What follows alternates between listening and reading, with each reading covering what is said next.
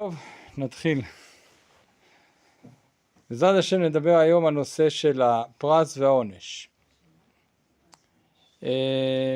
אז אנחנו מבינים שהפרס והעונש הם שייכים לחלק המעשה, נכון? אם אמרנו שיש את המעשה החינוכי ויש את הפעולה והלב, אז הפרס והעונש הם בעצם בחלק של המעשה. אבל על גביו צריך לבנות את הקומה החינוכית. אם כל ההתנהלות מול החניך היא סביב פרס ועונש, בלי חינוך, אז אין חינוך, אז לא עשינו שום דבר. אלא צריך על גבי זה בעצם שוב בא להכשיר ולאפשר את המעשה החינוכי שיבוא על גבי המעשה, אבל בלי קומה חינוכית אין בזה שום דבר. היום בבתי ספר למשל, הפרס והעונש זה דבר מאוד מאוד דומיננטי, לקיים את המעשה, אבל ברגע שזה נשאר שם, אז לא עשינו שום דבר. כלומר, חייבים להבין שהקומה החינוכית צריכה להיות על גבי הדבר הזה. בסדר? אז יש לנו בעצם את התפקידים של הפרס והעונש, שהם מאפשרים תהליך של למידה, בסדר? של מעשה רצוי, וזה אנחנו עושים על ידי החיזוק של המעשה של הפעולה. ברגע שאנחנו מחזקים אותה, אז אנחנו מייצרים למידה, בסדר? ויש לנו את התהליך של הכחדה. הכחדה, מה זאת אומרת הכחדה? של מעשה לא רצוי. כלומר, אני רוצה שהחניך, הילד, התלמיד, יפסיק לעשות מעשה שאנחנו לא רוצים שהוא יעשה. ואיך אנחנו עושים את זה? בעצם שאנחנו מפחיתים את החיזוק. אז ככל שאנחנו מחזקים יותר, ככה אנחנו מייצרים יותר ויותר למידה. ככל שאנחנו מפחיתים את החיזוק, אנחנו מייצרים בעצם תהליך של הכחדה. כי ברגע שאין חיזוק, אז החניך אומר, טוב, אז אני אפסיק לעשות את המעשה הזה. אז יש לנו מצד אחד את הלמידה, ויש לנו את ההכחדה של הלמידה. אלה שני הדברים שאנחנו רוצים לבנות בקומה של המעשה. ללמד ולקיים מעשה רצוי, לבנות תהליך מלמידה אצל החניך של מעשה רצוי, ולהכחיד מעשה שהוא לא רצוי. אז את הלמידה יש לנו בעצם הקומה הבסיסית, שזה החיזוק החיצוני. כדי להשיג למידה אנחנו צריכים חיזוק, ויש לנו את החיזוק החיצוני שזה הפרס, נכון? מה בפרס בעצם יש לנו? אם אתם זוכרים, דיברנו, אמנם בקצרה כי קצת לא העמקנו בזה בגלל שחידדנו דברים אחרים, אבל שדיברנו על ציר ההנאה בעין, אז דיברנו על ציר שהוא בעצם ציר נמוך חיצוני, ונקודה, אם נסתכל על המשולש, השפיץ, הפירמידה של הנאה יותר פנימית. ההנאה בעין החיצונית שהיא יותר, נקרא לזה רדודה ונמוכה, אבל היא חזקה, היא עוצמתית, זה הציר של הבריחה מכאב לבין השגת העונג. הרבה מדברים על זה היום, העולם האימוני, הקאוצ'ינג, שהוא רוצה להניע אנשים בעין, אז הוא מניע אותם בין השתי נקודות האלה לציר.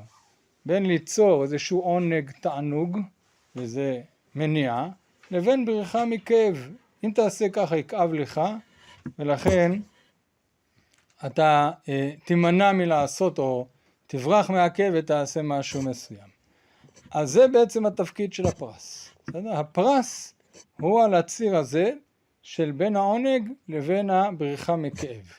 וככה אני מייצר למידה. אבל, שוב, זה למידה חיצונית, זה רק המעשה, וצריך לבנות על זה את החיזוק הפנימי, את הקומה החינוכית. מה יכול להיות בלמידה? נכון, אמרנו שלמידה נרכשת על ידי חיזוק.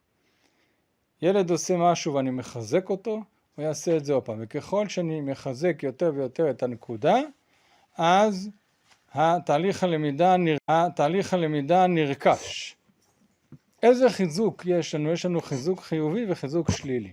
חיזוק חיובי, אמרנו, זה בעצם מעשה העונג. מה לדוגמה? דוגמה מאוד פשוטה. תעשה שיעורי בית, אז מה תעשה? תקבל ממתק, תקבל סוכריה, נכון? זה חיזוק חיובי. הילד יעשה שיעורי בית, יקבל ממתק. יעשה עוד פעם שיעורי בית, יקבל עוד פעם ממתק. אז ככל שהחיזוק הזה ילך ויהיה על בסיס קבוע, אז תהיה כאן תהליך של למידה. תבוא לבית הכנסת לתפילה, תקבל סוכריה.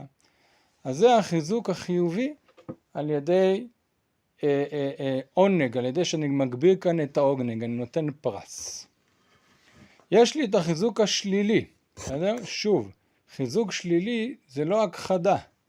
תזכרו, זה מאוד מאוד חשוב להבחין בין זה, כי אנחנו הרבה פעמים תופסים את העונש כחיזוק שלילי. עונש כחיזוק שלילי. לא, עונש הוא תפקידו להכיד למידה, כך אנחנו מדברים על ליצור למידה, בסדר? אנחנו מייצרים למידה. איך אני מייצר למידה? אני מייצר למידה על ידי שאני עושה חיזוק שלילי. מה זה חיזוק שלילי? אני בורח מכאב. למשל, אני מתבייש מהמראה החיצוני שלי, וואי, צחקו עליי שהייתי בבריכה, שאני שמן מדי, אני הולך לרוץ לעשות דיאטה. לא נעים לי, כאב לי הצחוק כזה שאנשים צחקו עליי וביישו אותי, וזה הניע אותי לעשות משהו. אבל זה סוג של עונש. מה?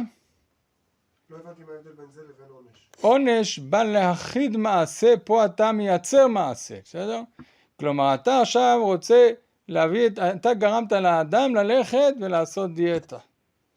אתה גרמת לו לחזק איזה משהו שאתה רוצה שהוא יעשה, פעולה שאתה כן רוצה שהוא יעשה, אתה לא רוצה פעולה להימנע מלעשות, זה הכחדה.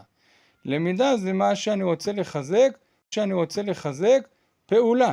אני יכול לחזק פעולה על ידי שאני אתן לו חיזוק חיובי, על ידי שאני אתן לו חיזוק שלילי. חיזוק החיובי זה אני אתן לו משהו נעים. חיזוק שלילי זה אומר שהוא ירצה לברוח ממשהו לא נעים, ועל ידי שהוא יברח משהו לא נעים אז הוא יקבל. בסדר? אז זה הדוגמה הזאת. אז כל דבר שבעצם מה שהניע אותי לעשות זה משהו שהוא בריחה ממשהו לא נעים, אז זה בעצם חיזוק, זה למידה.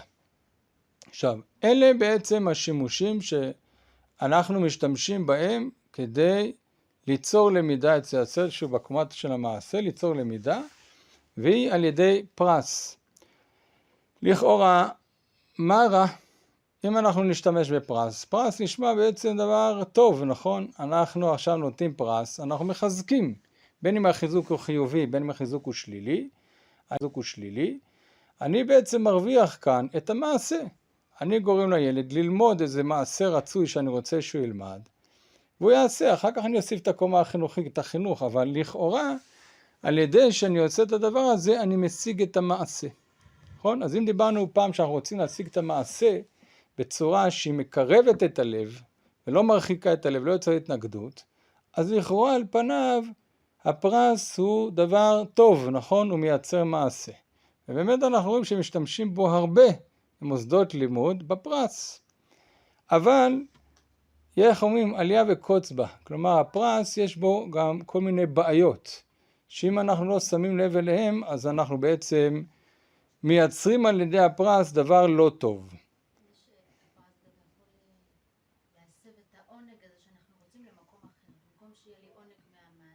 כן. מעבירים לי את העונג לפרס. שיהיה לי את העונג לפרס. שיהיה לי עונג מהפרס. זאת אומרת שילד... עוד פעם. זה מעביר את העונג למקום אחר. כן. לדוגמה, ילד עשה מעשה, במקום שמעשה טוב, במקום שהוא יהיה במקום של העונג של עשית את הפרס, נותנים לו צ'ופר סוכריה, ואז הוא נמצא בעונג של הסוכריה, זה כאילו מסב את העונג למקום אחר. נכון. הוא רוצה להישאר עם הילד שהוא ייהנה ויראה כאילו שזה החינוך בעצם, שהוא ייהנה, הוא עשה את המעשה ויש בזה עונג בפני עצמו, ואנחנו כאילו מפנים אותו לעונג אחר. אז מה שאת אומרת, אם אני מבין נכון, זה באמת הנקודה השנייה שרציתי להגיד של הבעייתיות בפרס. אני חושב שמה שאני מתכוון זה הנקודה השנייה, תכף נגיד אותה, ואם כשאני אגיד אותה זה לא עם מה שהתכוונת, אז תגידי לי, נחדד אולי עוד נקודה שאפשר ללמוד ממנה, בסדר? אבל אני חושב שאני מבין מה שאת אומרת. אז בואו נגיד, מה הבעיה בעצם בפרס? בעצם, אם אני אגיד, אני אקח את מה שאת אמרת, ואני אגיד את הדברים, אולי קצת בשפה אחרת, אבל פחות או יותר עקרונות, שבעצם, במקום שהפרס יהווה חיזוק למעשה חיובי, אז אנחנו מייצרים התניה בין המעשה לפרס. בסדר? מה זאת אומרת? הילד, במקום שהסוכריה עכשיו היא תגרום לו להביא אותו לבית הכנסת, ואז אני מרוויח את המעשה שילד מתרגל, יש כאן הרגל, יש כאן מעשה לבוא לבית הכנסת, או במקום שהסוכריה תחזק מעשה של איזשהו הרגלי למידה, כל פעם שאתה בא הביתה אתה אוכל ואתה עושה שיעורי בית, ואז הנה אתה נכנס לשם הרגלי למידה טובים. מה שקורה, הפרס לא מהווה חיזוק למעשה הרצוי, אלא אנחנו מייצרים כאן התניה בין המעשה לפרס. ובעצם מה זה אומר? למה זה בעייתי ומה ההבדל? כי בעצם מה שקורה, ברגע שהפרס נעלם, אם אני עושה התניה לפרס, ברגע שהפרס נעלם, אז המעשה נעלם איתו. ואז בעצם מה שקורה, במקום שהפרס יהווה חיזוק, הפרס הוא למעשה, הוא גורם להחדת המעשה. כי ברגע שאני אעלים את הפרס, ייעלם. למשל, יש לנו פה אבות ובנים, דווקא בפורים זה היה מאוד מאוד נחמד, לראות את זה. אתה רואה שאתה עושה תהילים, אתה עושה אבות ובנים, אתה נותן להם פרסים, נכון? אתה נותן להם פרסים, נכון? אתה נותן להם ממתקים. אם יבוא יום אחד מלמד של אבות ובנים ויגיד, תשמעו, אין יותר פרסים. תבוא לתהילים לשם שמיים, אין יותר ממתק. האם אנחנו נראה את אותה כמות של ילדים שבאה או לא? אם אנחנו נראה אותה כמות של ילדים, אז בעצם הפרס פה יבוא חיזוק. אני לאט לאט יכול להתנתק מהפרס. אבל אם ברגע שיעלם הפרס יעלמו גם הילדים, אז בעצם הפרס הוא הפך להתניה ולא לחיזוק של למידה, וכך הפסדנו. וזה מה שקורה הרבה פעמים. אני בעצם במקום לחזק את הלמידה, הפרס הזה גורם לזה שכבר איזשהו סוג של מסחר. ואז מה אתה רואה? במקום שהילד יגיד, טוב, לאט לאט אני מתפטר מהפרס, המחיר עולה. עכשיו כבר סוכריה מקל זה לא שווה. פופסים, בשביל פופסים לא שווה לבוא לאבות ובנים. אז צריך להעלות את הפרס. ואם מגיע לפרס עולה ויקר, ואם אתה לא מביא את הפרס יקר והפרס כבר לא מתחיל להיות שווה, אז אני לא אביא. ואז בעצם מה שעשיתי, נעלם החיזוק וכחדה הלמידה. וזה בעיה הראשונה. בעיה שנייה, זה בעצם, כמו שאת אמרת, שאנחנו מפספסים פה את הקומה החינוכית. כי אם אני נשאר רק בפרס, ואני חושב שהפרס זה נקודה, אני הופך את הפרס מאמצעי ליעד, וזה הפספוס. כי צריך להבין שכל התפקיד של הפרס הוא רק כדי להביא אותי למקום שאני מגיע לקומה החינוכית. זאת אומרת, אני מעביר את הילד מהמניע החיצוני למניע הפנימי. אבל אם הילד נתקע כל הזמן במניע החיצוני, ובעצם הוא עסוק רק באמצעי, והופך אותו ליד ולמטרה, אז אני לא משיג את הקומה החינוכית. המעשה הזה, או שהוא ייכחד, או שהוא ישאיר אותו רובוט.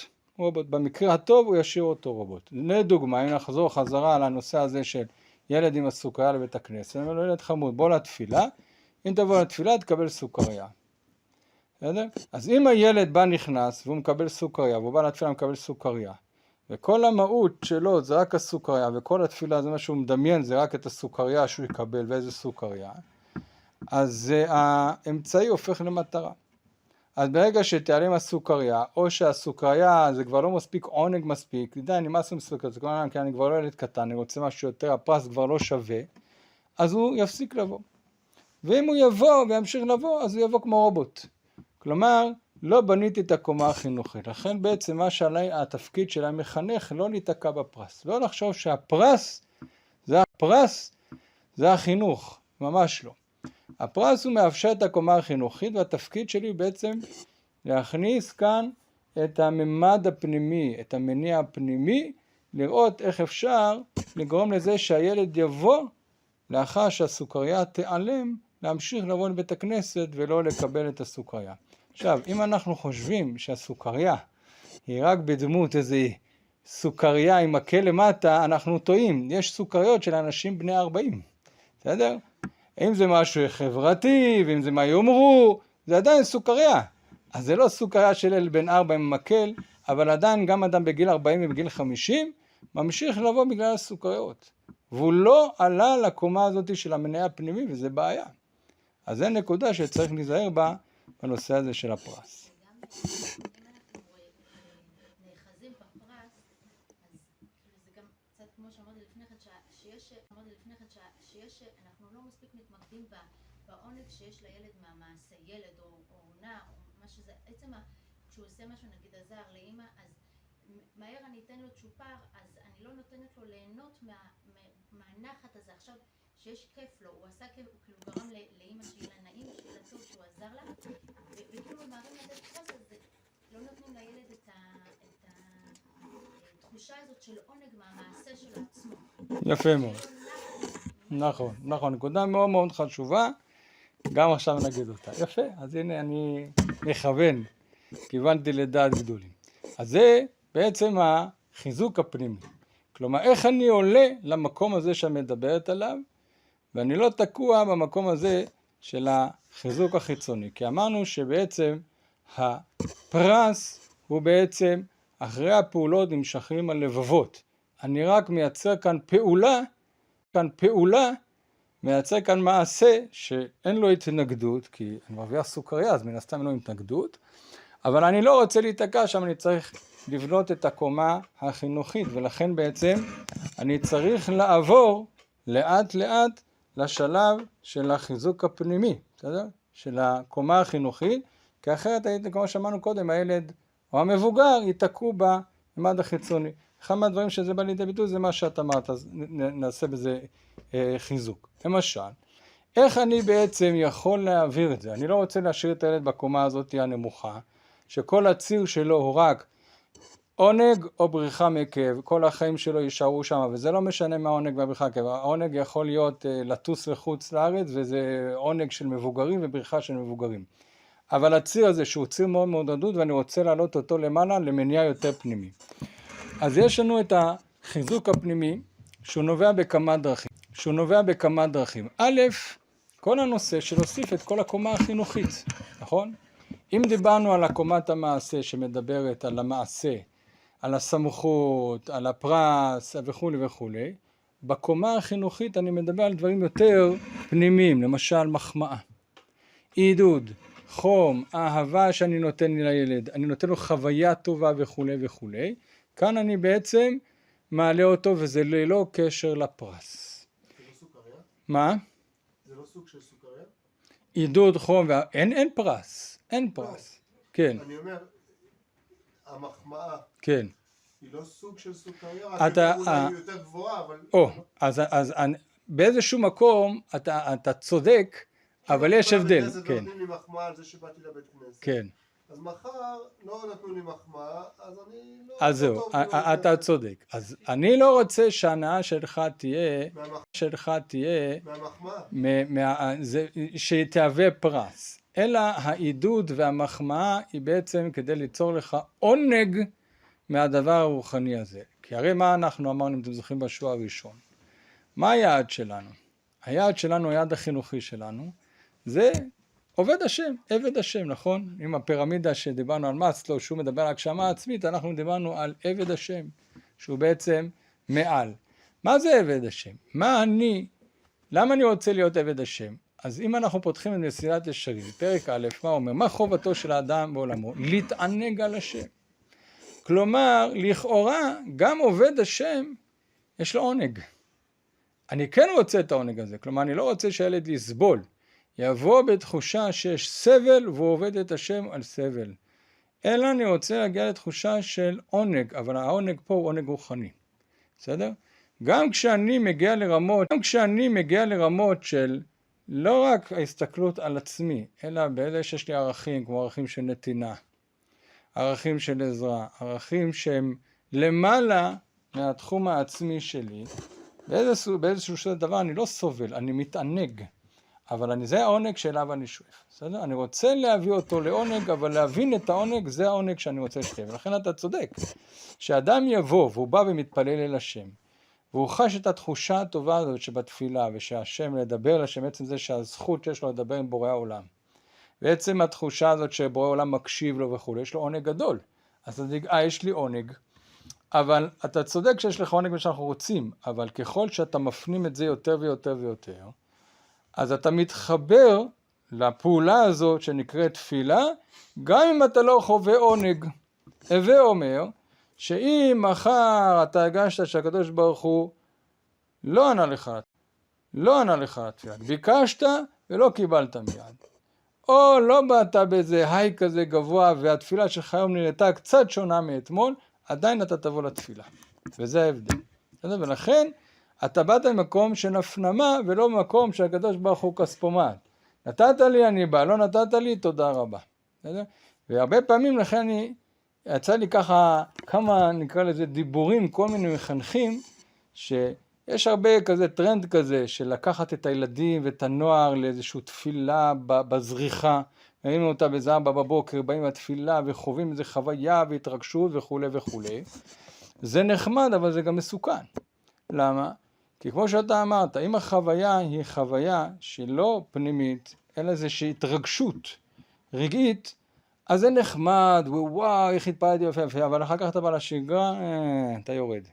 זאת אומרת, יש איזו ירידה, ולא התחברת, לא הפנמת את הדבר, אלא חווית איזשהו רגש, ורגש זה חיצוני, זה לא פנימי. אנחנו רוצים שהרגש יהיה קבוע, כי הרגש עצמו הוא עולה ויורד, עולה ומשתנה כל 5 דקות. אז זה לא היום שאני וואו, אני בזריחה ואני בזה ואני שם. אז נכון, אני יכול לקחת את זה כסוג של בניית הקומה, ולאט לאט למשוך את הלב, אבל לא לחשוב שזה הקומה החינוכית, זה לא. בסדר? זה לבנות את המעשה, אבל על גביו אני צריך להוסיף את מה שדיברנו, בסדר? את החוויה הטובה, ולא את ההתרגשות. יש הבדל בין אם אני מתרגש לבין חוויה. חוויה זה שהוא סוג עניין בנפש, בסדר? שהוא יותר קבוע. רגש הוא רגעי, בסדר? אני הרבה פעמים אומר לזוגות, קצת סתינו, לא כדאי לך שבעליך יאהב אותך מהרגש. אז כולם מסתכלים מה זה, אז מאיפה הוא יאהב אותי? אמרתי לא מהרגש, מהשכל. למה? כי אם הוא יאהב אותך מהרגש, אז בבוקר, הוא קם בבוקר, ולא קייצת אותך חולצה, אז הוא שונא אותך, הוא כועס עלייך. אחרי 5 דקות, שמת לו פתק בסנדוויץ', שיהיה לך היום מקסים, איזה יופי, הלב מתחמם, אז הוא אוהב אותך. 2 שעתיים אחרי זה, כועסת עליך, מה לא קנית, שכחתי לקנות לי מה שהייתי צריך לדאוג, אז שוב הוא שונא. אתם מכירים את הפרח הזה, אוהב, שונא, אותו דבר. זה מה שקורה. הרגש משתנה כל 5 דקות. אני רוצה שהרגש הזה יקנה קניין בנפש קבוע, בסדר? שהוא יבוא מתוך הפנמה של הדברים, ואז גם לפעמים אם אני, איך אומרים, אשתי או בעלי מרגיזים אותי קצת, אני עדיין לא שונא אותו, אני ממשיך לאהוב אותו.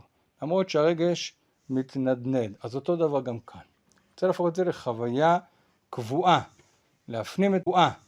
להפנים את הדברים, בסדר? אז אם האווירה הכללית היא אווירה טובה. מה?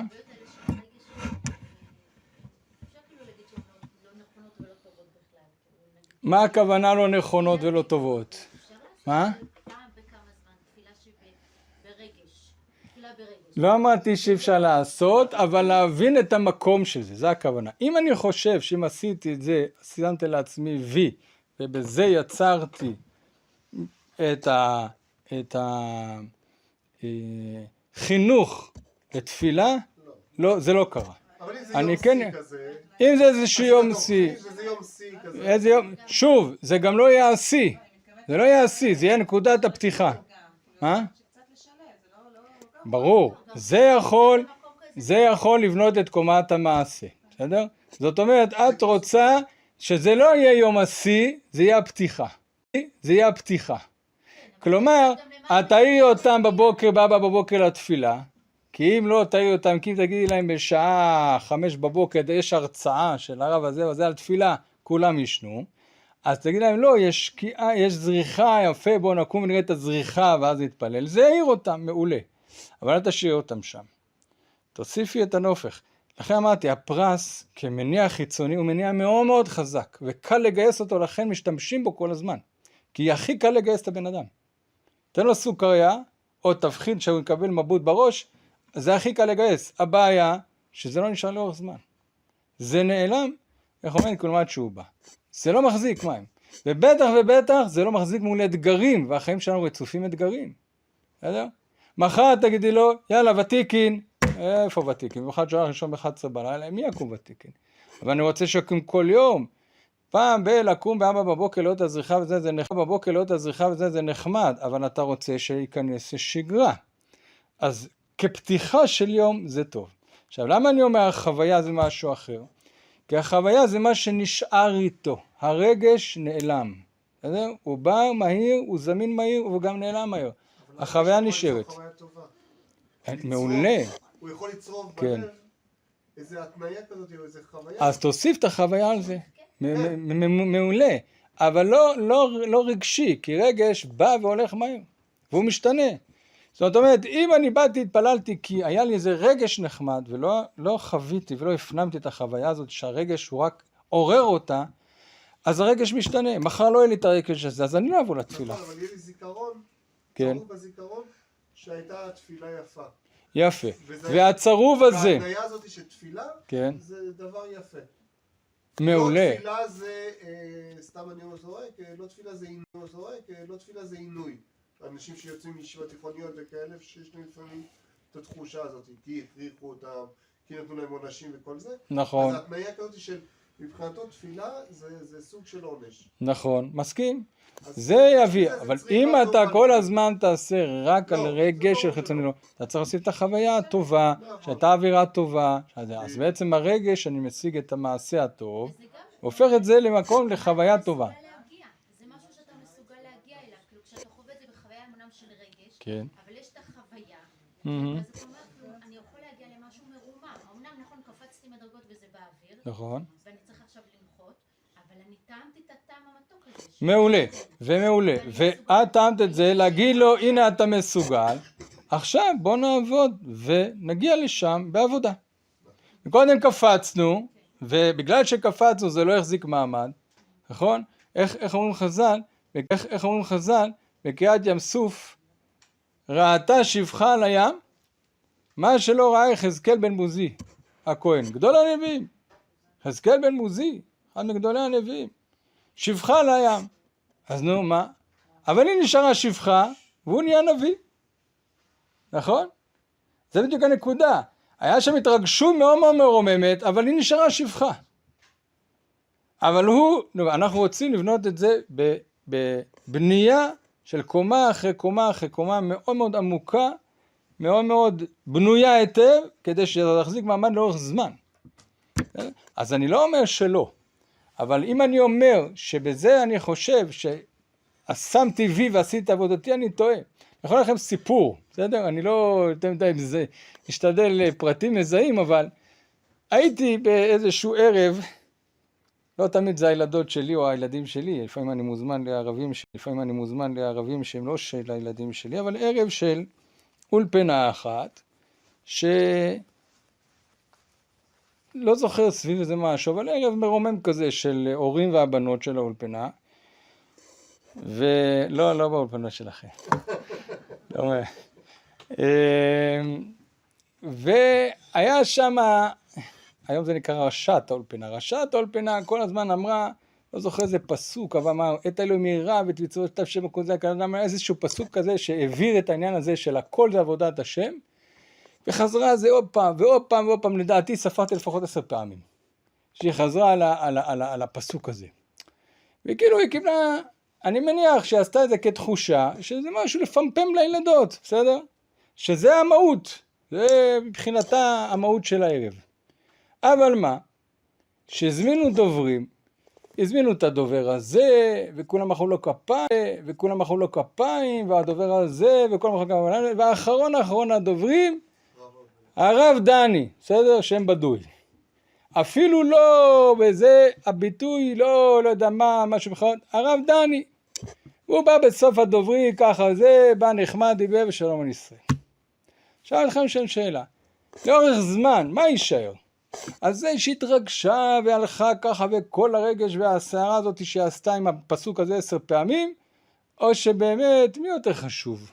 הרב דני או לא יודע מה, הלוחם בסרט הזה, שבא והשאיר הרבה יותר רושם? זה המסר, זה החוויה, בסדר? לכן אני אומר, החוויה פה היא לא רגש. רגש זה משהו נחמד, זה נעלם. איזה חוויה נשארת איתי לאורך זמן? לדעתי הבנות יצאו מחוויה שאם הם יצאו להתחתן, הם יעדיפו להתחתן עם מישהו מסעד מטכ"ל, ולא עם הרב דני. למרות שאמרו 10 פעמים את הפסוק שהעיקר זה יראת שמיים. אז צריך להיזהר בזה, זאת אומרת זה נחמד כי זה סוחף, זה מעורר, אפשר להשיג את זה בכל זה, נותן תוצאות מיידיות. אבל לאורך זמן זה לא המקום, זה לא מה שבונה את הקומה החינוכית, בסדר? לכן אני אומר דווקא, אם אתה דיברת על שיא או תחילת ערב, הייתי עושה את זה דווקא תחילת ערב ולא השיא, כדי לא להשאיר אותם בטעם הזה, שזה הכל וזה נעלם. אז זה נחמד, אבל כמה זה יישאר? כמה, גם אם זה יצרב בזיכרון, כמה זה ייתן עוצמות וכוחות להתמודד עם הקשיים בדרך? לא הרבה. בסדר? ומה שזה זה דווקא הקומה החינוכית של החום והאהבה והחוויה. כי גם אם תיקח את זה, עכשיו אני אומר גם בעניין הזה של המינון, ותכף נדבר עם זה, של מורה, מורה, לא משנה, מחנך כזו או אחר, שהוא עושה ערב חווייתי, אבל בכל השנה הקשר איתו הוא קשר לא חם ולא אוהב, והוא לא מעודד, והוא לפעמים קצת מבקר, והוא יותר דורש את ההתענות, ויותר עסוק במעשה. אז פה ושם יש פיקים כאלה של התרגשות טובה, זה לא יחזיק מעמד. בסדר? מצד שני, מורה שכל הזמן הוא משדר אהבה וחום וזה, ואומר, וואו, אני זוכר מהמורה הזה שאתה צודק שהיה נעים להיות איתו כמורה, ולכן מה שהוא מלמד והמסרים שהוא אומר, אני יותר מחובר אליהם יותר מאשר כל מיני איזה פיקים נחמדים שהוא עשה לנו בכל השנה. אז כנקודת פתיחה, להתחיל את היום הזה ולחזק אותם, להביא אותם לשם, זה מעולה, זה חיזוק חיובי, זה יגרום להם לקום ב4 בבוקר. אבל אם אני רוצה שהם יקומו כל יום ב4 בבוקר, אולי לא ב4 בבוקר, אבל יקומו גיבורים ואריות ולוויות לתפילה, בסדר? כל יום, לא רק פעם ב6 זריחה, זה צריך פה את הקומה החינוכית, את החיזוק הפנימי, בסדר? שהוא נבנה לא ביום אחד. טוב, יש את הנושא הזה שאני חושב שאולי גם לזה את התכוונת, של הנושא של הערכים. אני רוצה שבעצם הפרס הוא לא יהיה הערך, בסדר? אלא המטרה היא כאן לרומם את המעשה. אז בדיוק היה מצחיק לראות, ככה אני אומר ממש כבר חלילה לא לתת ציונים, כי כולם עובדים קשה וזה, אבל רק ככה, זה די ככה קפץ, בדיוק דיברתי עם זה שישב לידי בפורים, והיה הגרלה, והוא וכולם זה, והגרלה פה, ולא, ואני רק את הבמבה, והוא זכה בזה, וכל, היה המון רעש סביב הנושא הזה של הפרס. ואז שאלתי את זה שישב לידי, תגיד לי, ומה עם הלימוד? אז זה כבר לא שווה, כאילו, בסוף, מכל הטהרם הזה סביב הפרסי, והזה, ומי זכה, ופה, היה ממש רעש וצלצולים. והיה מאוד ההדרה, ואז בעצם אני לא רוממתי את המעשה, אני יותר התעסקתי בפרס. אז בעצם זה כמו שאתה אמרת, אני רוצה שהפרס, הילד ירגיש שהוא רק אמצעי להביא אותו, אבל התפקיד שלי להאדיר ולרומם. אם ניקח דוגמה, לא יודע מה, לימוד ביום פורים או זה, להגיד תשמעו, וואו, הלימוד שלכם, איזה שמחה עשה בשמיים, כמה זה עוזר לחיילים שלנו, וכמה אנחנו צריכים בעת הזאת הבל פיהם של תינוקות של בית הבן שמחזיק פה את העולם, ואיזה זכות וישר כוח וכל הכבוד, איזה תענוג, בסדר? וגם לתת פרס, לא אומר לא לתת פרס, אבל זה בעצם לתת לרומם פה את המעשה ופחות את הפרס. בסדר? אם אני מאדיר את הפרס, אני עושה ממנו רעש צלצולים, אז בעצם החוויה, שוב דיברנו על החוויה, מה החוויה שילד יצא מפה? הפרס, אתה קיבלת שוקו ואני קיבלתי גלידה כזאת, לא שווה. חבל שבאתי. אתה שומע את הדברים האלה בחוץ שאתה יוצא. אז זה התפקיד שלנו כמחנכים, איך אומרים, להגדיר ולרומם את המעשה כמו שאת אמרת, ולא את הפרס. כדי, כן. אני יכול להעיד על תהילים למשל. אז נכון, יש פרס בהם בסוף, ואתה תשמע אותם בחוץ, ידברו על הפרס. באמצע התהילים, לא משנה מי שמעביר תהילים, במקרה הוא פה או לא פה, אז הוא מחדיר להם את העניין. מה שאתם עושים, אתם לא מבינים כמה כוח אתם נותנים לחיילים. וסיפור כזה וסיפור אחר, בשביל ככה לתת להם איזה בעירה לפרק המיוחד. אבל ילד בסוף זה ילד. ילד בסוף זה ילד. מה הוא יזכור? אני לא יודע מה הוא יזכור. אבל ילד מתרגש בסוף מהבמבה או הביסלי שהוא קיבל בסוף, וזה מה שהוא ידבר אבל מה שזרעת, אז או שזה יתפס, או שזה לא יתפס. אבל בסוף ילד זה ילד. אז ילד מתרגש מבמבה. ילד מתרגש מבמבה, כי הבמבה זהו שהביאה אותו, נכון? אם היו אומרים לו, בוא תשמע, תקרא תהילים על החיילים, זה עוזר לחיילים וכו' וכו', הוא לא היה בא. רובם לא היו באים, אם לא היה במבה. היית אומר לו, בוא עכשיו יש תפילה לשלום החיילים, בלי במבה. לא בטוח, אם אתה תגיד לו ערך מה? כזה כולנו כאלה, גם מבוגרים, נכון, אבל למה אנחנו מבוגרים כאלה? כי גדלנו ככה. זה בדיוק הזריעה שהוא דיבר, שאלה מה זרענו. אם זרענו, אז אנחנו רוצים שנבוא, גם אם אין במבה. אז אני מסכים, אני לא מבטל את הבמבה. כלומר, הבמבה הוא נצרך, כי הילד הזה יכול להיות שבוע. אם יהיו ילדים שלבוא במבה, אשריהם. אבל רוב הילדים, כמו שאתה אומר בגיל הזה, יצטרכו את הבמבה כדי להגיע, וזה בסדר. ואני לא אומר שזה רע. בדיוק, ובאמצע דחפו להם, זה מעולה, זה מה שצריך לעשות, זה בדיוק מה שאמרנו.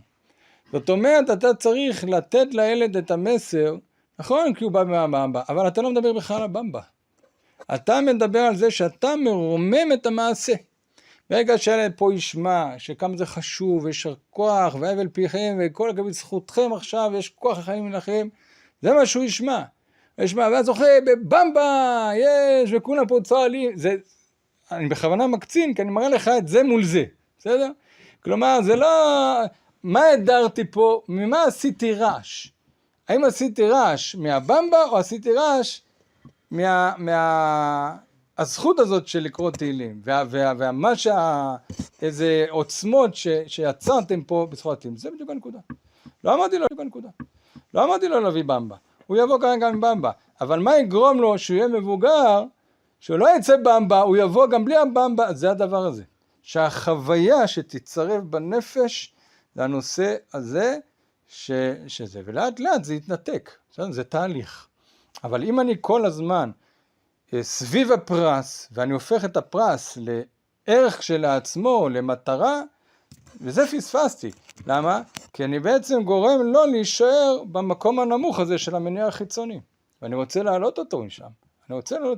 אז אני צריך את המעשים, כי אחרי המעשים נשכים הלוות, אז אני צריך את המעשה. אבל אני צריך כל הזמן לטפטף את הלב, עד שיום אחד הילד הזה יגיד, אני לא צריך, אני אבוא לפה, כי אני מבין את החשיבות של הדבר. זה גם בלי הפרס. אני רוצה שנייה לשאול על הפרקטיקה. על הפרקטיקה, כן. האם זה נכון לומר שצריך להגדיל את המינון של הערכה, של המחמאה, והפרס הוא למעשה דבר שהוא משלים. נכון. כאילו שזה מה שמחזיק את המעשה, מה שכאילו ייחד אותו, יחזיק אותו, זה הקטע של הערכה, של הפרגון. והפרס הוא למעשה, צריך פשוט להגדיל את המינון הזה, והפרס הוא שיהיה כדבר משלים ולא כדבר עיקרי. נכון. נכון לומר את זה בפרקטיקה. נכון. עכשיו, איך זה בא לידי ביטוי? מה שאמרת זה לא בפרקטיקה, זה בתיאוריה. זאת אומרת, איך אני עושה את זה? מה? איך אני עושה את זה בפרקטיקה? זה מה שאמרנו. אם אתה מאדיר... מה? לא, ודאי, ברור. לתת החמאה ולפרגן, לדוגמה, זה פרקטיקה אחת. הנושא הזה של הפרס ביחס לערך של המעשה. אני אדיר בסדר? את המעשה פחות את הפרס. ואיך אני אדיר את הפרס? אני לא אעשה ממנו רעש וצלצולים, בסדר? אני אעשה פרס סמלי. מה זה פרס סמלי? זאת אומרת, לבוא לתהילים, לבוא לאבות ובנים, לתהילים, לבוא לאבות ובנים, קבל במבה. לא תקבל עכשיו אופניים 12 הילוכים, וואו, אז זה האופניים. כן, הילד יבין שזה סמלי, כי באים מקבלים במבה, אבל בעצם מה העיקר פה? זה הדבר הזה. אני עושה את המחמאה שאתה אומר, אני אדיר ואני אפנים ואני אגיד את הערך, כמו שאתה אמר מקודם, של המעשה עצמו ושל של הפרס. אנחנו נראה גם שככל שאני מביא את הילד למניע יותר ויותר פנימי, החיזוק יותר ויותר פנימי, הצורך שלי בפרסים הולך ומדלדל. אני יכול להגיד לכם דוגמה. פעם ישבתי והסתכלתי על שיעור של מחנך, ושוב, בלי פרטים, וזה המוטו של, לא רק שלו, של כל בית הספר. יושב מחנך, ויש לו איזה מצבור של סוכריות ושוקולדים, בסדר? וכל דבר קטן, וואו, כל הכבוד, קח שוקולד, קח שוקולד, וכל שנייה שוקולד ושוקולד ושוקולד ושוקולד ושוקולד. מלא שוקולדים, בסדר? והוא חושב שהוא מחנך גדול. אני חושב שהוא לא מחנך גדול, הוא האדם המזיק. בסדר, יש 4 אבות מזיקים, האדם המזיק. הוא לא אומר, אבל לא. למה הוא מזיק? קודם כל מזיק לבריאות. אם היית מביא עם הצ'ק של השוקולד, גם צ'ק לרופא שיניים, יש פה רופאת שיניים, זה בסדר, זה בתיאום סתם. הוא נותן פרנסה, זה למד עליו זכות. כן. נספק לו, נתרום לו עוד קצת שוקולדים. אז תן את הצ'ק לרופא שיניים, אבל אתה הורס את השיניים. אבל זה לא רק זה, זה נזק לנפש. כי בעצם מה אתה עושה את זה? אתה רק מעדיר פה ורק בונה על חיזוק חיצוני. יעלה מהפרס, יעלה מה שיצא, כלומר למידה תיעלם. בסדר? אז זה בדיוק מה שאתה אמרת, צריך שהפרס יהיה מאוד סמלי, ומה שאני אעצים פה זה תניעות. יישר כוח, וואו, איזה שאלה שאלת, וואו, זו שאלה ששאל אותה אביי בגמרא, יש לך ראש של המורה, תענוג, חבל על הזמן, כך, אפילו בלי להגיד לו, שים לו על השולחן, תלך, תשים על תגיד אפילו, בסדר? בלי להרבות, כי ככל שאתה עובד במניע פנימי, אתה זקוק פחות לפרסים חיצוניים. ככל שאתה זקוק יותר לפרסים חיצוניים, אז זה אומר שאתה מניע חיצוני. אתה צריך את העזרים האלה, זה כמו שדיברנו בסמכות וצייתנות. ככל שאני יותר סמכותי ואני יותר חדור ומובן פנימית ולי הדברים ברורים, אני צריך פחות עזרים, אני לא צריך לעזר לא בצעקות, לא במקול, לא השפעה, לא שום דבר. מתי אני צריך עזרים? שאני לא בטוח בעצמי, אותו דבר גם כאן. אני צריך עזרים כי אני חיצוני, הילד לא מחובר לערך הפנימי שאני רוצה, ולכן אני צריך למשוך אותו בכל מיני עזרים חיצוניים. בסדר? אז אתה צודק, בפרקטיקה זה הנקודה. אז לכן מאוד מאוד חשוב הנקודה הזו. אז זה, שוב, אם נסכם, נותן לנו הבנה והסתכלות, כשאנחנו עכשיו באים לתלמיד, לילד וכולי, ומתעסקים עם פרסים, אז לזכור את הנקודות האלה כדי להשתמש בהם בצורה נכונה וטובה, שהיא בעצם מחזקת את הלמידה, ולא חלילה פוגע בו והופכת אותו לעיקר, ולא לשכוח לבנות את הקומה החינוכית, בסדר? לעבור למניעה ולחיזוק פנימי, זה כמו שאמרת שהעדות, האהבה, החום, החוויה, ופחות, אז זה ההסבר, כמו שאתה אמרת, להאדיר את הערך של מה שאני עושה, בסדר? שאת המעשה כמה הוא חשוב, והפרס אפילו לא לדבר עליו יותר מדי. כמה שפחות להתעסק איתו, וכמה שפחות לדבר עליו יותר טוב. כן. כן. תראה, לא כל הילדים אותו דבר, וזה בסדר. הם לא מכונות, כולם יצאו מבית חרושת אחד. אז אני...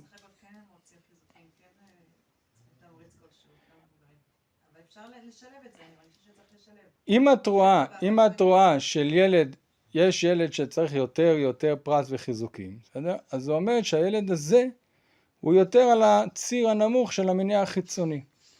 אז זה נותן לך כמחנכת יותר תשומת לב, איך הוא צריך יותר טיפול בהיבט של להעביר אותו למניעה, וזה לא בגלל שהוא צריך יותר תתני יותר, כי ככל שהוא יצרוך יותר, המחיר יעלה, את תצטרכי עוד יותר, ואת תצטרכי עוד יותר, וזה רק יהיה, המסחר ילך ויגבר. בסדר? זה לא תחשבי שאם תתני לו שוקולד יותר שווה, אז פתאום הוא יהפוך למניע פנימי. לא, את רק תחזקי את המניע החיצוני. אבל זה כן נותן לך, זה יכול להיות מאוד ששני ילדים הם שונים. אבל זה אומר לך איך את מתייחסת לדבר הזה, בסדר? יכול להיות שתעשי לאט לאט, תבני במקביל את המניע הפנימי, החיזוק הפנימי, ותראי שלאט לאט תעשי ניסיון עם הפרס יורד. פעם נתת לו, לא יודע, משהו, טעים שוקולד, עכשיו תתנו לו שוקולד פחות שווה, אם הוא אומר, מה זה, או שהוא זורם עם זה, אז אני מבינה שהאיזון הוא בדרך הטובה. זה נותן לי אינדיקציה, כמחנך. כן, מי נותן שם? מחילה, כן. להזכיר לילד את התוצאה החיובית שיצא לו, אפילו הרגשית, שאם אחרי שתעשה השיעורי בית אתה תרגיש מאוד טוב, ואז תוכל להיות פנוי לעוד דברים. זה מניע פנימי, או שזה בעצם שכר, או להזכיר לו את המתיקות שאנחנו לא רוצים שהוא יתמכר אליו. אתה אומר, אם תעשה שיעורי בית, אז אתה תרגיש טוב עם עצמך. זה גם סוג של פרס. זה סוג של פרס. כי בעצם אתה אומר, אתה מדבר על התוצאה שיוצאת מהמעשה, ואתה לא מדבר על המעשה עצמו. בסדר? למרות ששוב, הרבה פעמים מדברים על זה יהיה לך סיפוק מהמעשה. אז שוב, גם סיפוק יכול להיות פרס. זה צריך להיות עם יד על הדופק. הווה אומר, אני צריך להבין שהילד יבין שעצם זה שהוא מסוגל להתגבר, כרגע לרוץ ולשחק בחברים שקראו לו, ולשבת לאחד השיעורי בית, וללמוד, אם אתה זוכר שדיברנו, אנחנו מחזקים פה את מה? לא את התוצאה, אלא את העמל. נגיד לו, יישר כוח על זה שהתגברת. כי היום זה שיעורי בית, מחר זה דבר אחר. אז שהוא ירגיש טוב עם זה, בסדר? שגם אם השיעורי בית האלה לא, אולי פעמים זה לא תמיד הביא לו תוצאה טובה, אולי הוא הפסיד. כי החברים שלו עכשיו נהנים משחקים, אפילו שומע אותם צועלים ושחקים כדורגל ושמחים, והוא יושב פה מבואס. אבל עצם זה שאני אגיד לו, יישר כוח שהתגברת וישבת, כל הכבוד. זהו, לא צריך יותר מזה. איך אומרים, זה הדבר החשוב. זה החיזוק הפנימי שאנחנו רוצים לחזק אצלו.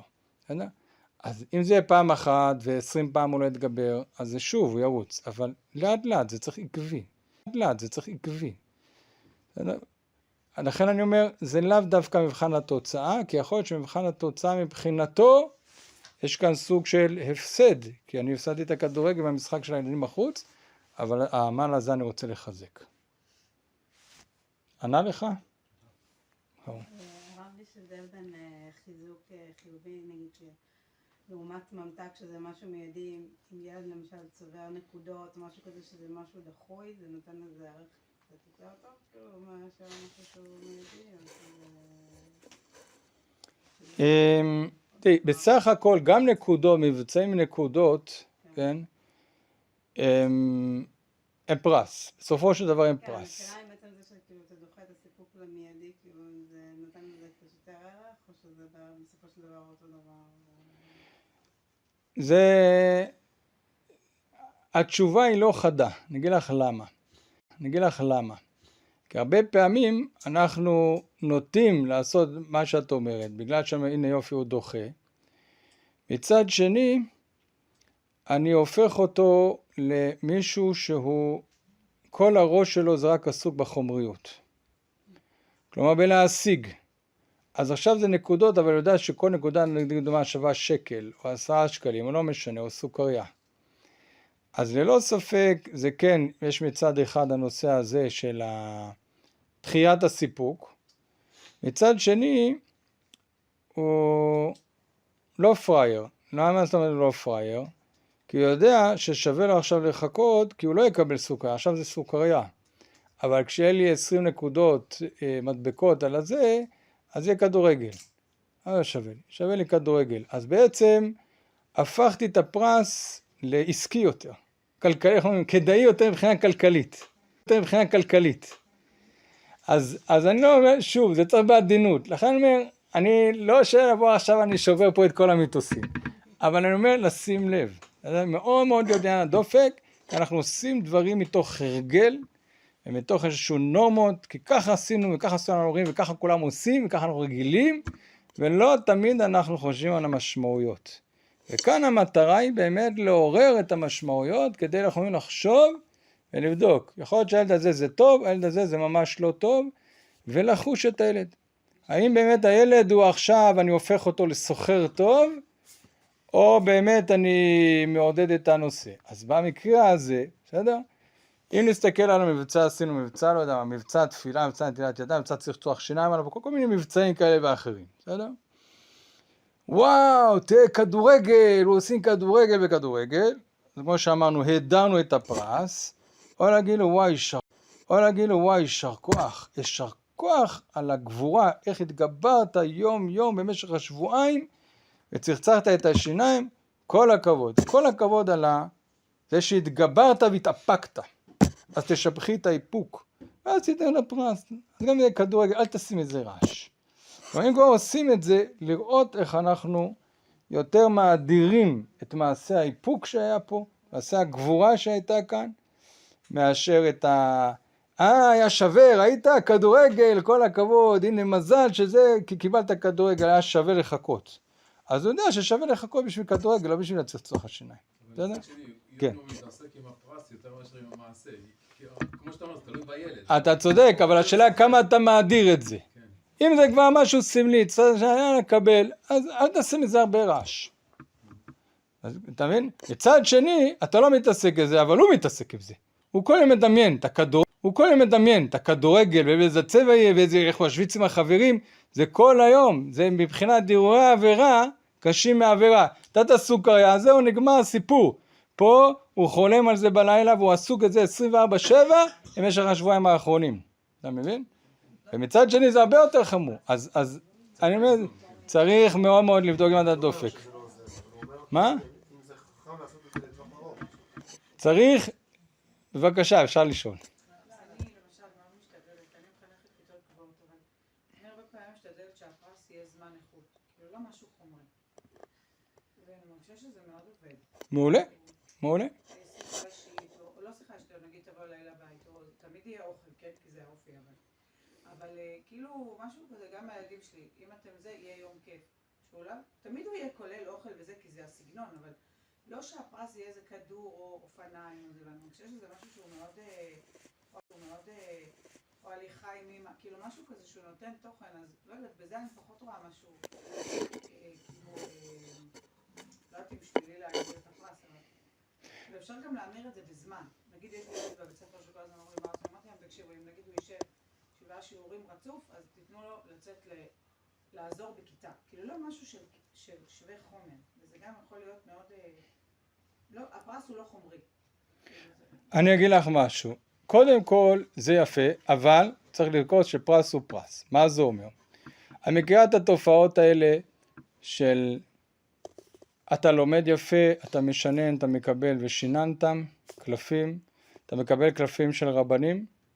יש איזושהי אשליה שאם אני נותן קלף של רב או ושיננת, אז הוא לא עסקי, זה כלכלי לכל דבר. זה כלכלי לכל דבר, גם אם מצויה שם הרב שח. זה אוסף, הוא מבחינתו זה חומרי, היום זה הרב שח, מחר זה 10 שקלים, מחרתיים.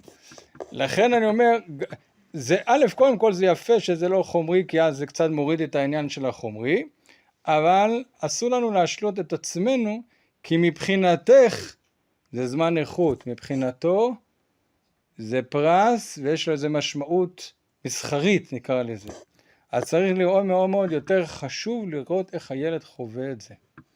ומה אני אומר, לכן זה צריך, מה אני אומר לו בזה, שוב, כל הדברים האלה צריך לתת עליהם את הדעת, כי לנו כמבוגרים הרבה דברים נראים חינוכיים, אבל זה ממש לא חינוכים, אנחנו עושים את זה במעשה, והרבה פעמים אנחנו מקלקלים את המעשה, כי אנחנו בעצם הופכים אותו לסוחר.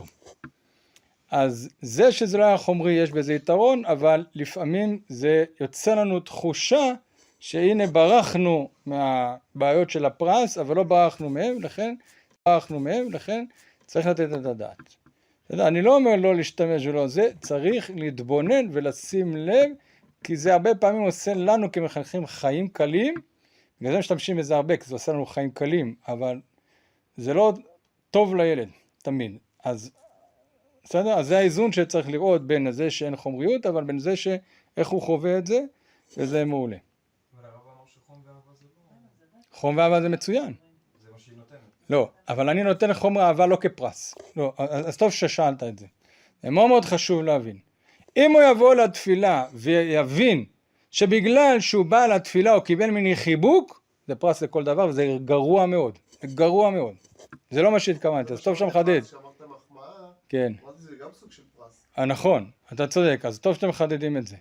אני רוצה שהילד ירגיש חום ואהבה וחוויה טובה שבא לתפילה, לא בגלל שזה פרס הזה שבא לתפילה, זה פרס הזה שבא לתפילה, זה אוי ואבוי.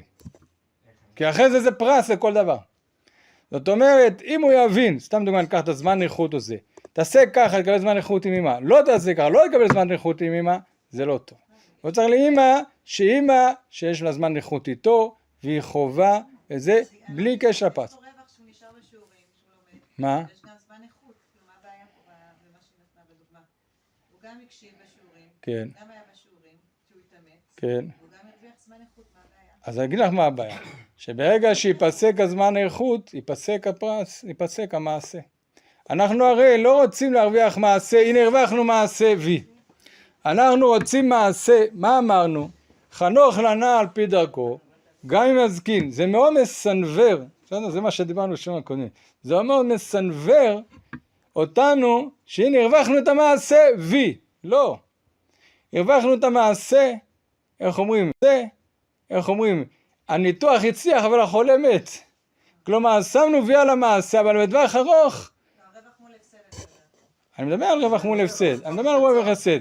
בטווח הקצר קיבלת מעשה, בטווח הארוך, אולי אם לא תתקף, יכול להיות שתצטרך לתת לו ריטלין, אז ריטלין זה עוד יותר גרוע. פה לפחות...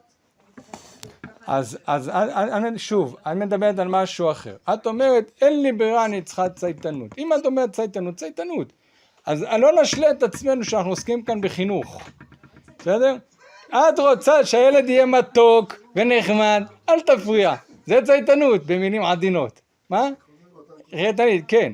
כלומר, אני לא רוצה להרוויח את המעשה, כי אני רוצה מעשה.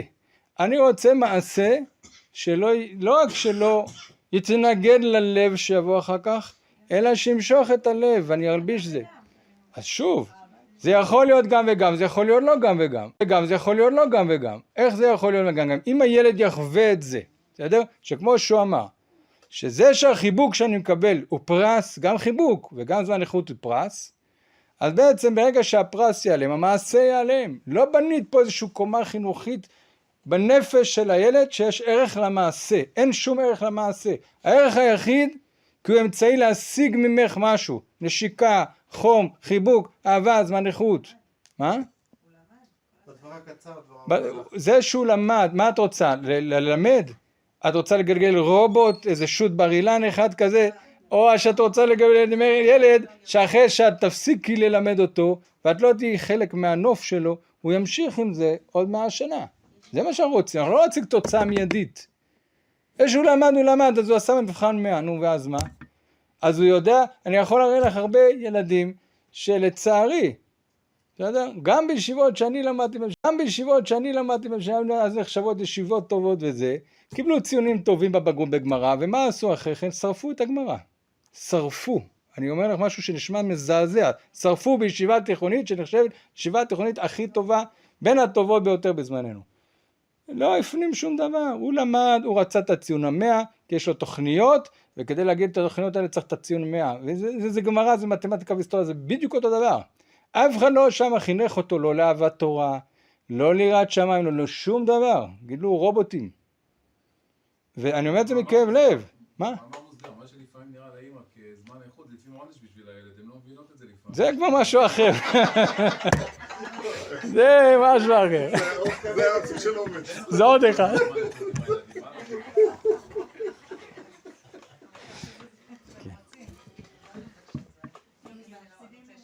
הסתכלות קצת ממבט שונה, יותר כללי, קשה לי עם אם אני אוכל להתרכז. אז יכול להיות שהציפיות שלנו, כשאנחנו מסתכלים על ילדים, הציפיות שלנו הן שאיכשהו יש דרך לגרום לכך שלא כולם, אבל לפחות שרוב הילדים שלנו והסטודנטים שלנו יוכלו לעשות רשימה של מצוות שאנחנו רוצים שהם יעשו. ויכול להיות שזה מגיע ממקום שהדור הקודם זה היה יותר פשוט. החיים שלהם היה יותר פשוט, לא היה להם דברים שהפריעו עם הריכוז שלהם, הפלאפונים וכל החברה, כאילו זה יותר מסובך לילד עכשיו. ויכול להיות שאם מסתכלים על כולם, על כל הילדים, לא רק בבית אל, אבל כל ילדים והציפיות מאנחנו, מהאנשים שהם הדתיים או הרבנים, האנשים פה, יכול להיות שהם רואים אותנו וחושבים שיותר חשוב לנו המצוות, דברים שהם יכול להיות לא יכולים להשיג, מהשהם, וכל הדיבורים על פרס ועל להתמקד על המצווה, ועל חשיבות המצווה, מה אתם עושים לחיילים. יכול להיות שילד שהוא מרגיש, כאילו, שהוא לא במקום שאנחנו רוצים שהוא יהיה, ממש לא שם, שילד במצב הזה, הוא פשוט ירגיש שאנחנו והוא, לא אכפת לנו ממנו בכלל. אנחנו לא יכולים לתקשר איתו, לא יכולים להבין אותו, הציפיות שלנו הם גבוהים מדי.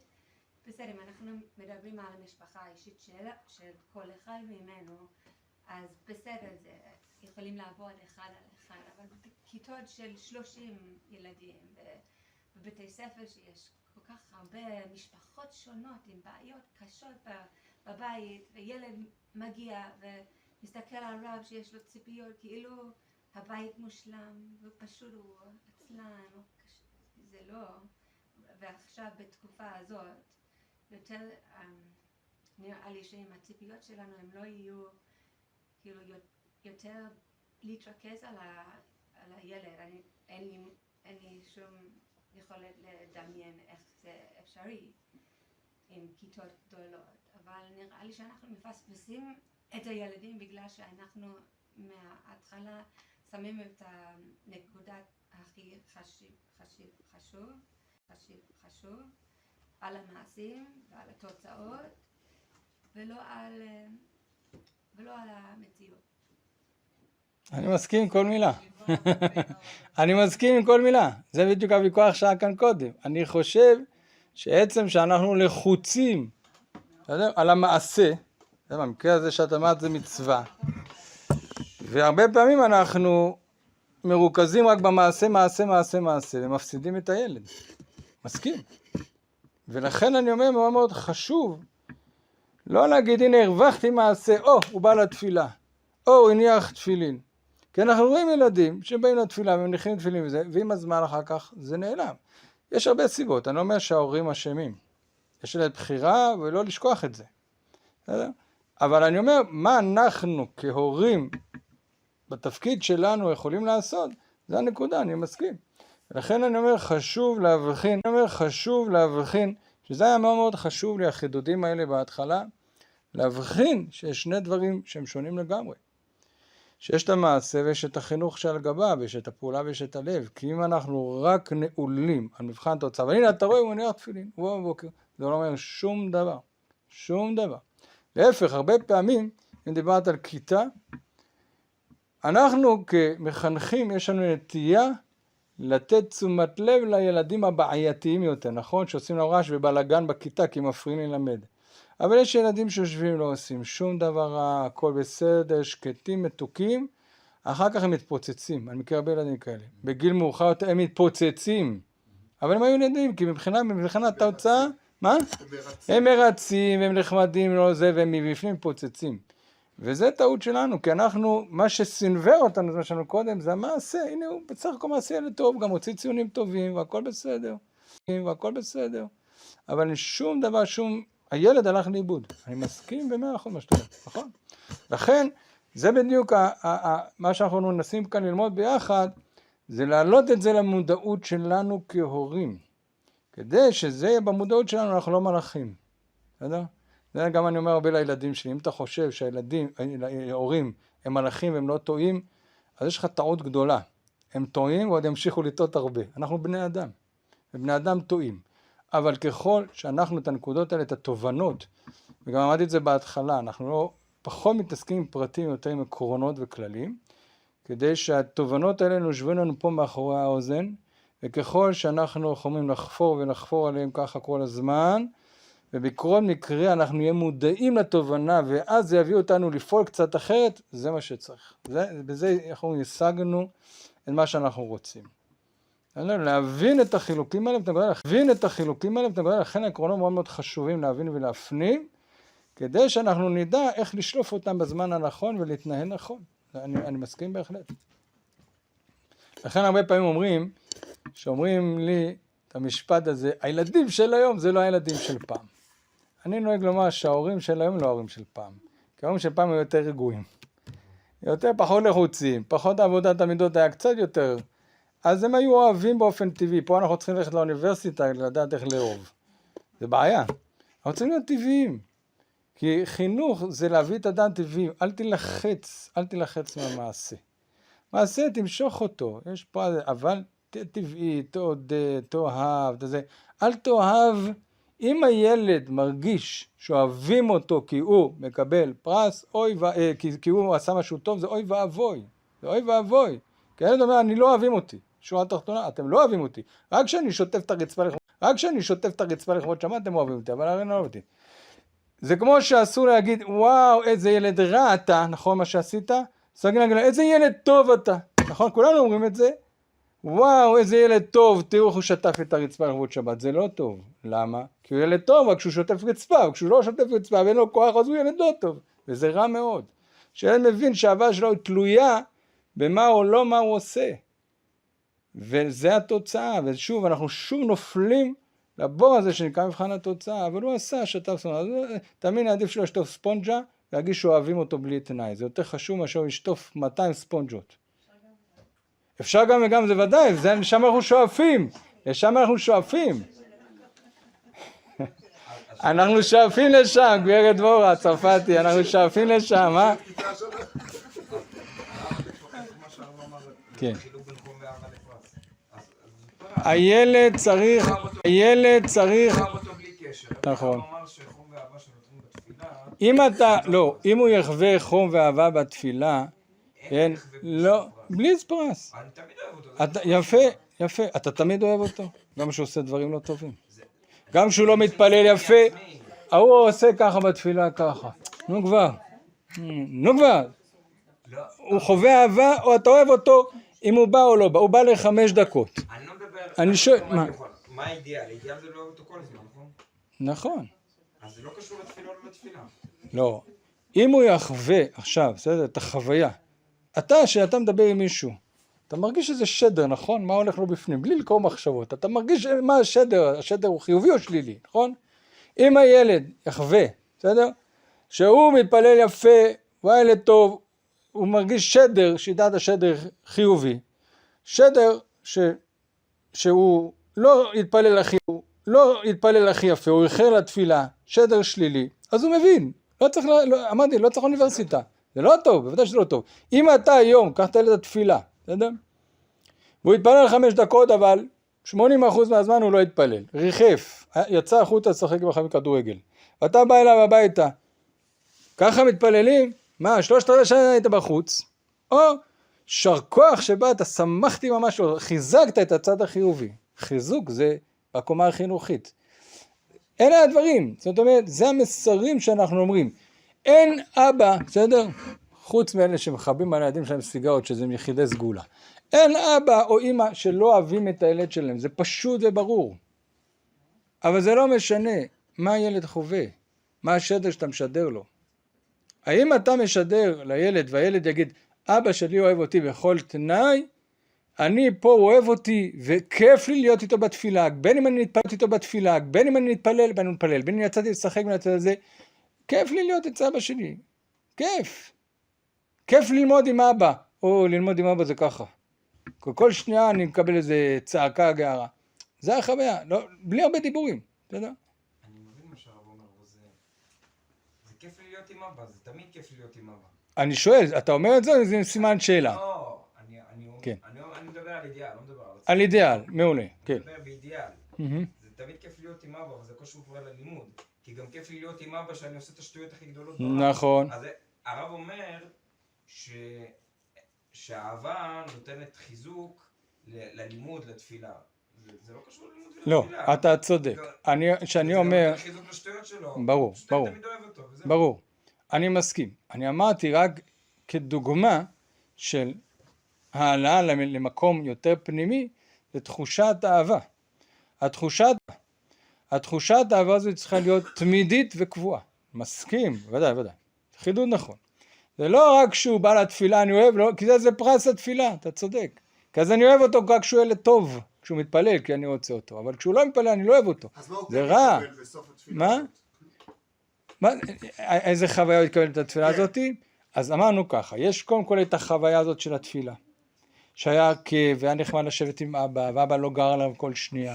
היה כיף עם אבא. הוא יקבל חיזוק, שר כוח, מה זה שמחתי לראות את התפילה שלך, הוא ממש חימם לי את הלב, שמחתי מאוד לראות אותך בתפילה. גם אם הוא 3/4 מהתפילה היה בחוץ לכדורגל.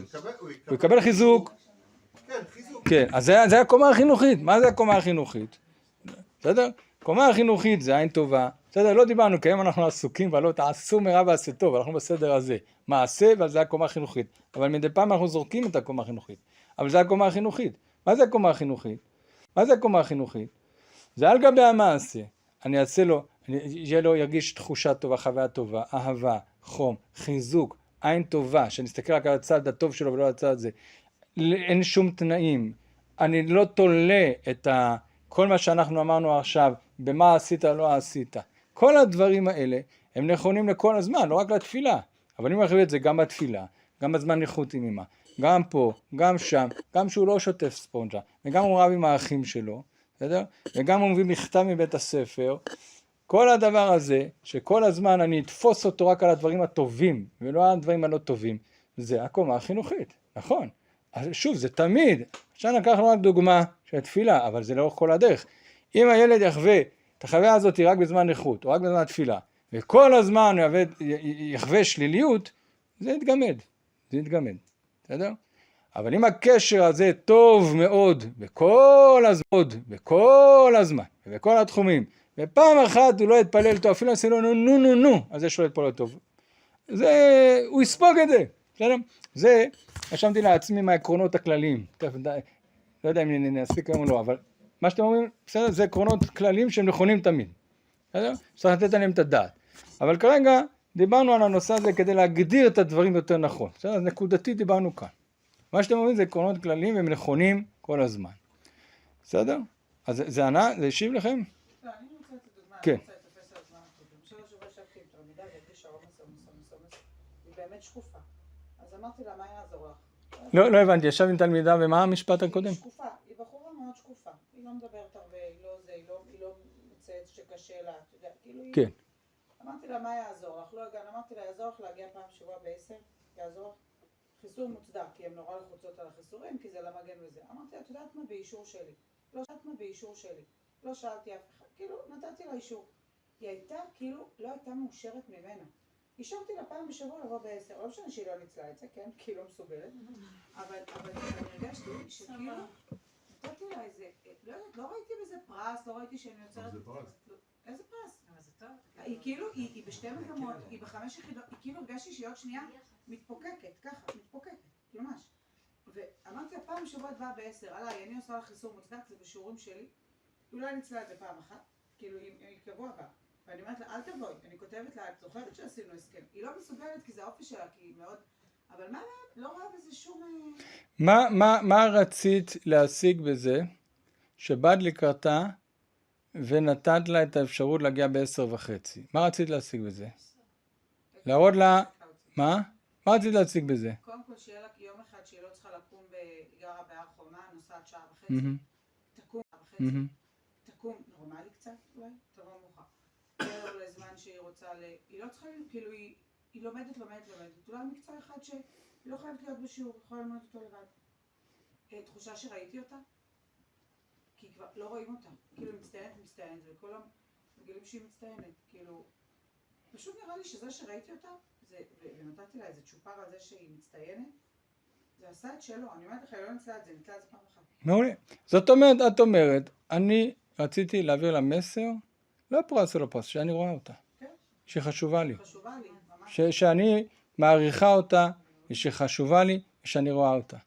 אם היא קיבלה את החוויה הזאת, זה מעולה. זה מעולה. בסדר? אבל, בסדר? אם, מה יקרה? בסדר? לא נספר מהתלמידה שלך, נספר מתלמיד אחר. בסדר? נתנו את זה, יום אחד הוא איחר קצת יותר מההסכם. אתה רואה? אתה מזלזל בי, על זה, תביא את ההורים. איזה חוויה יחווה? ואני מספר לה סיפור אמיתי. איזה חוויה יחווה? שהמורה באמת רואה אותי בגלל זה נותן, כי זה היה סוג של מסחר. זה בדיוק הנקודה. זאת אומרת, את צודקת שבנקודה, אם אני מסתכל, אחתוך איזה חתיכת זמן, זה דיברנו על המכלול. זה חייב להיות במכלול. כלומר, הילד צריך להרגיש שמה שאת עשית, את עשית את זה לא בשביל להרוויח, והנה הראייה, שהנה בפעם אחרת זה, אלא באמת כי אכפת לך ואת רואה אותו. או את רואה אותו, וזה נפלא, ואז יהיה מקום מאוד מאוד חווייתי טוב. בסדר? הוא לא ירגיש שזה היה מסחר בינך לבינה, אלא באמת המורה אכפת לה ממני. בסדר? וזה בעקרונות הכלליים, שאני לא יודע אם להספיק להגיע. אבל אני אגיד את זה כאן. הילד צריך לחוות, וזה עיקרון מאוד מאוד מאוד, פעם שלישית, חשוב. שהילד רואה שהמחנך לטובתו. כי אם הילד חווה, או התלמיד, או לא משנה מה, מה שמעניין את המורה זה האגו שלו, זה הכעס כי הוא עצבני, בסדר? כי הוא סתם קנאי, כי מה יאמרו השכנים, ווואי למה אתה לא יכול להיות כמו הילד של השכן, בסדר? וכל מיני מניעים כאלה, אז מבחינת הילד זה נשבר.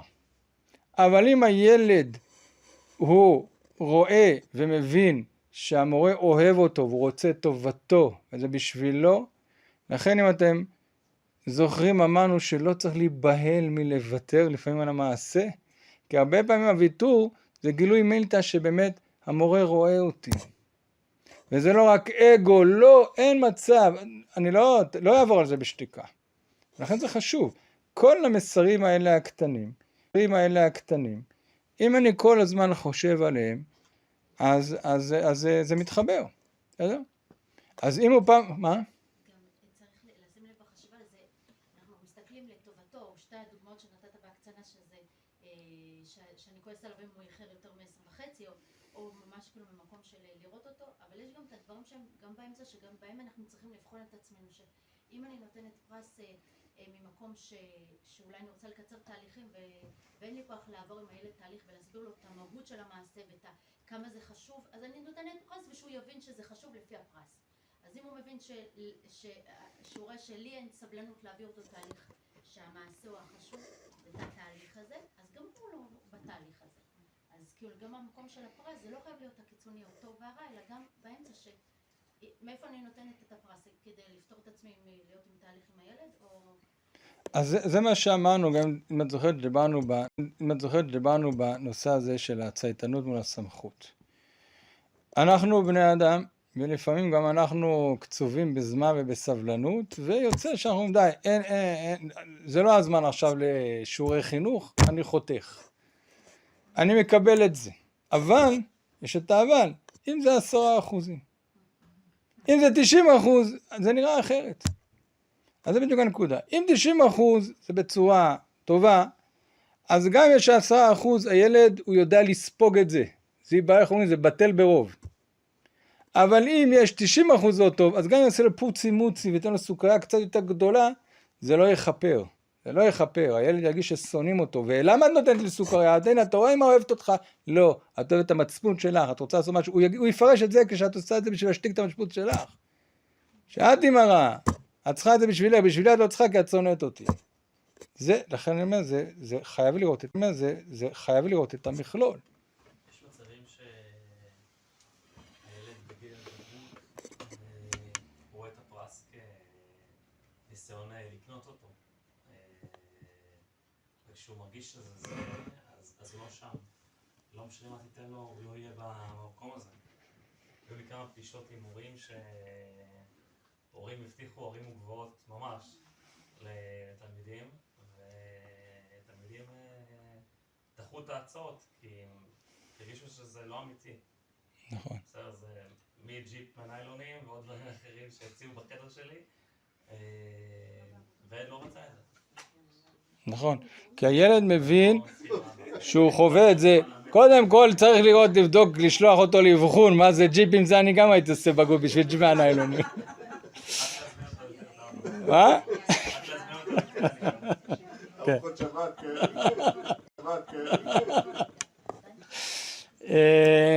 אתה צודק, כי ברגע, זה מה שאמרנו קודם, ברגע שהילד חווה, כי יש לו היסטוריה, כנראה זה לא נולד לבד, שבאמת לא מחפשים את טובתו, אין כנות בחינוך, נקרא לזה כך. אני חושב שההורים מחפשים את טובתו, כמה מחפשים את טובתו? זה שההורים אוהבים אותו מחפשים את טובתו, זה בוודאי. לא רק זה, ההורים אומרים אתה כפוי טובה, למה? אני מוכן להוציא לך ג'יפ, אתה יודע כמה עולה ג'יפ מהניילונים? אתה יודע כמה מוכן, תראה כמה אני אוהב אותך. זה ודאי, זה הפרשנות של הילד, אבל של האבא. הפרשנות של הילד בדיוק הפוכה. וזה הרבה פעמים ההורים מרימים גם, הם לא מבינים, מה הוא רוצה? מה הוא רוצה? תנו לו את הכל, את הנשמה, את הלב, אפילו ג'יפ עם ניילונים, והוא יורק לנו בפרצוף, תגיד, הוא כפוי טובה. ברור לי, יש פער בין התפיסות, פער גדול. אז מה ילד חווה? הילד חווה כמו שהוא אמר, שהם רוצים לקנות אותו, שהם רוצים זה, או כמו שאמרתם קודם, זה בשביל המצפון שלהם להשקיט, או כדי שהם יגידו, מה, הבן שלי יצא בלי בגרות, מה יגידו לשכנים, מה יגידו, אתה לא באמת מעניין אותך בגרות שלי. זה הילד חווה, כן. אני מרגיש שההורים כן מכוונים לטובת הילד, והם רוצים לטובתו. ומה הוא חווה? אבל ברגע שהוא לא שם, לא משנה מה הנושא, כן, אם זה נושא דתי או נושא התנהגותי או לא משנה מה הנושא, כשהוא לא שם, אז תציב לו ג'יפ בצד ימין, זה לא יקנה אותו, כי הוא עדיין לא שם במקום הזה. מה הכוונה שהוא לא שם? אני חושב שהוא לא שם במקום הזה שכרגע לעשות שינוי, לשנות דרכה, תציע לי עכשיו, תיסע לחו"ל, זה לא יעזור, כי נפשית אני לא שם במקום הזה. אז אתה אומר, יכול להיות שהוא אומר, אני חווה שהם רוצים את טובתי. כן. את טובתי. כן. הם רוצים את טובתי, אבל אני לא שם. אין לי רצון. כן. והמניע אל זה... תקנה אותי עם ג'יפ. מה? אל תקנה אותי עם ג'יפ, כן? זה כן. לא יעזור. זה מה שהילד אומר לעצמו, כן? להורים. אל תקנה אותי בדברים חומריים, כי אני לא בגיל הזה. ומה יקנה אותו? מה יקנה אותו? כן, אם יש משהו שיקנה אותו? שום דבר, לא. לא, זה הקטע. כן. יותר מג'יפ אפשר להציע לילד שמוציא רישיון. אבל הוא בא להגיד, אני לא קטן שסוכריה תקנה אותי, בסדר? בכתב בית הזה הפך לג'יפ, אבל נכון. אני רוצה לעבור תהליך, ולהבין שזה חשוב, ולהבין שזה נצרך, ואז אני אעשה את זה. יפה. אז זה ילד, רק שנייה להגיע, את רוצה לענות לו? בכבוד. הרב שניאור אשכנזי, שהיה פה אני פרקת שלו, שומעת אותו כל שבוע מלא פעמים, והוא סיפר שהיה מי ששומע אותו נקודת משבר בגיל 14 נראה לי, שהוא הרגיש שזהו והוא עזב הכל והוא הידרדר והכל היה חיצוני, תפס אותו אחד הרבנים בישיבה ואמר לו, תקשיב, עכשיו אתה מסתגר בחדר, לומד איזה מסכת, אתה מקבל $200. 300. מה? 300 דולר. יש פה עוד פריקים.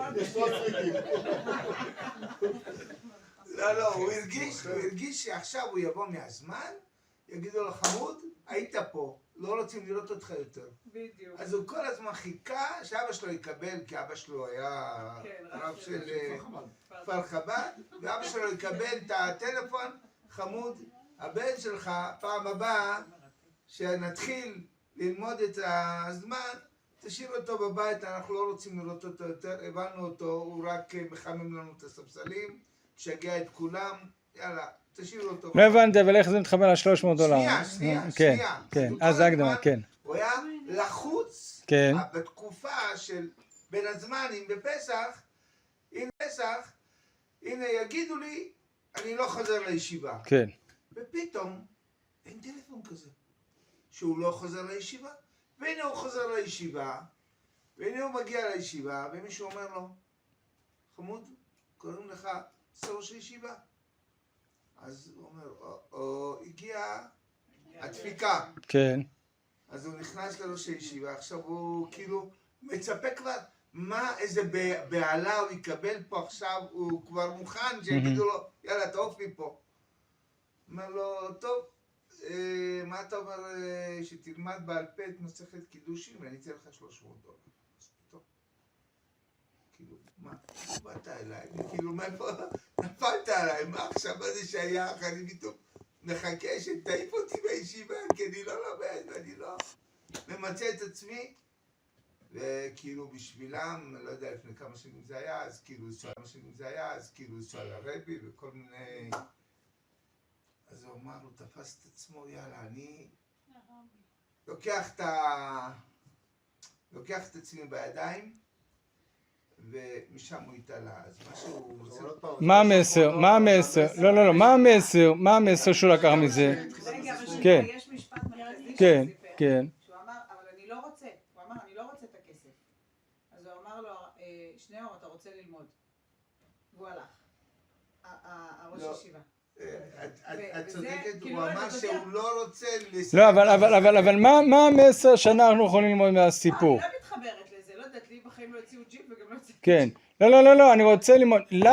למה הוא עשה את הסוויץ', כן? הוא הרי ציפה לחטוף בומבה. האמינו בו, יפה.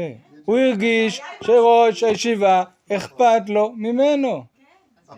זה הדבר הכי חשוב בכל הסיפור. שהנסיעה לרבי, זה משך אותו, כי גם הוא נורא רצה לטוס לרבי. מצוין. כן, אבל הוא ראה שלא...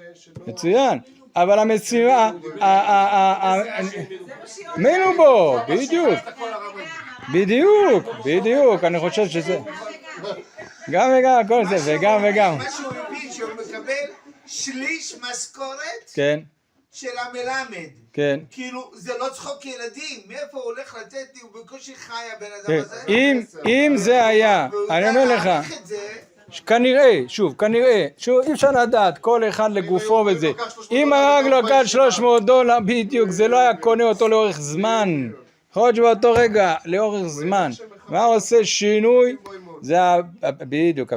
אבל למה רציתי לספר את זה לגבי מה שהוא אמר? איך זה עכשיו מתקשר? לא, שאני חושבת שאולי יש שהג'יפ, קצת נשמע לי, אבל אני מאמינה לך, שאולי כן הג'יפ יגיד, בקטע הדתי לא חושבת שמישהו יהיה דתי כי ההורים שלו מפסיכים עוד ג'יפ, אבל אולי תעודת בגרות, אולי זה מגמה, אולי יש אחד שזה כן יעורר איזה רצון.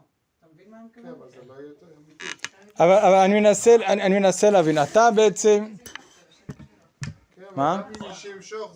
לא, אבל אם אני מבין נכון, אני אנסה לשקף את ספי, אבל תגיד אם אני משקף נכון, שבעצם, שאתה מביא את זה כדוגמה, שהילד הפנים והבין שהוא רוצה עכשיו לעלות על מסלול, לצאת מהציר הזה של עונג ובריחה מכאב, אל תאיימו עליי ואל תקנו אותי בג'יקים, אני רוצה לעלות קדימה. הילד הזה הוכיח פה קצת יותר בגרות, לדעתי. מה? הוא רצה להישאר בבוט שלו, אתה אומר. אתה אומר, הוא היה לא טיפס למעלה, הוא רצה להיות עמוק. כן. כל מה שההורים הציעו, בג'יפ זה לא מוקצת, זה היה שם. בסדר, התלכתי להם, אבל זה מה שהיה שם. יש לי כאן מספר טלפון מי שרוצה של אבא. זה לא עזר. לא, אז לפי הסיפור שאתה אומר עכשיו, אז אתה מתאר משהו אחר. כלומר הילד הוא לא גיל הבגרות, הוא נשאר בציר, לא, הוא נשאר בציר, אני אגיד לך מה אני עוזב ותגיד לי אם אתה מזדהה עם הדברים. הוא נשאר בציר של הפרס והזה, רק פשוט הפרס, בסדר?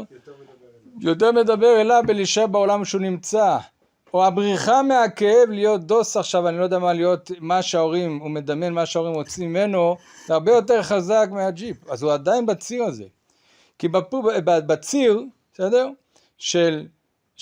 זה כמו שחז"ל אומרים, נכון? חז"ל אומרים, נכון? עץ שיש לו שורשיו עמוקים, והעץ הוא יחסית קטן, או עץ שיש לו המון עלים, והשורשים שלו יחסית קטנים, כל רוח בא והוא קרתו על פניו. זה בדיוק הציר הזה של עונג וכאב. למה? כי ברגע שאני אמצא, אם אני אתן לך עונג יותר גדול, אתה שם. אני בקלות יכול להציג אותך. אם אני אפחיד אותך יותר, אתה שם. אז יכול להיות שהעונג, שככה שהוא מפרש את זה בעולם שלו איפה שהוא נמצא, הוא יותר חזק מהג'יפ. לכן שאלתי אותך מה המחיר. היום המחיר שלו זה, אני לא יודע איפה הוא נמצא ומה הוא שעושה, אבל טוב לו שם, נכון? הוא לא סובל שם, טוב לו שם. והטוב הזה, לעזוב את הטוב הזה, כרגע גם ג'יפ לא יעזור, כי זה פחות טוב. אתה יודע? מה? זה לא שזה ג'יפ מול ההנאה שיש לו כרגע, והוא מעדיף את ההנאה שיש לו כרגע. הוא פשוט מרגיש שהוא לא בשל, נקרא לזה ככה. כן. לעשות שינוי, הוא לא מעוניין לעשות שינוי.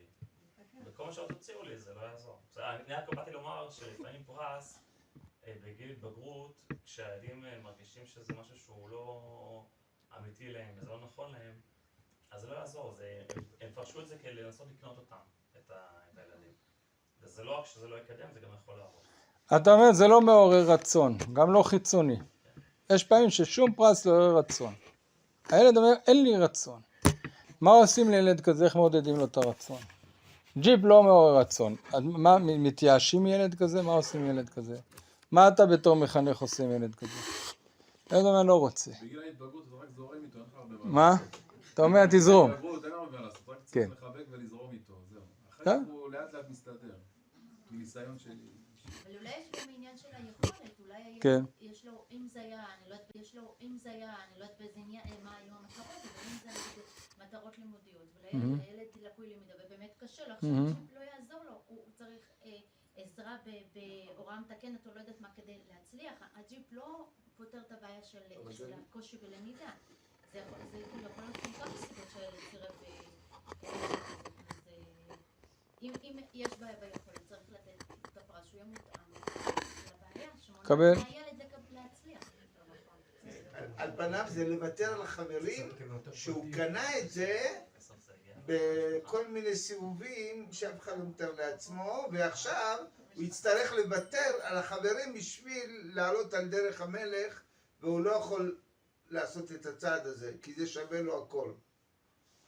טוב, אז בוא נסכם את זה, שבעצם, מה? כן, במבלי ג'יפ, נכון? זה לפי זה. אז בוא נסכם את ההערה שלך, שאתה אומר שיש פעמים החיזוק הוא של הפרס הוא חיזוק, אבל יש פעמים שגם פרס גדול לא מהווה חיזוק. כלומר, זה לא יעזור. אז או שצריך להציע פרס יותר גדול, או שאתה אומר, הילד במקום כזה שאין לו רצון לעשות את הדבר הזה, וכל חיזוק לא יעזור לו. אז במקרה הזה, מה שאתה אומר, הפרס לא יעיל, כי הוא לא מחזק מעשה, כי אין מעשה.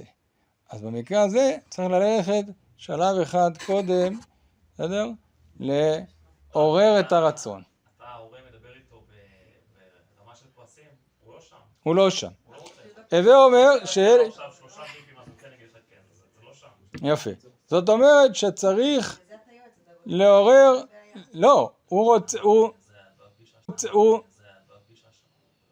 הוא אומר...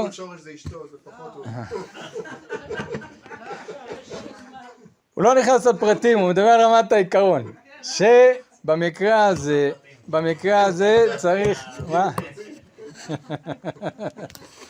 במקרה הזה צריך לראות איך מעוררים את הרצון. נכון?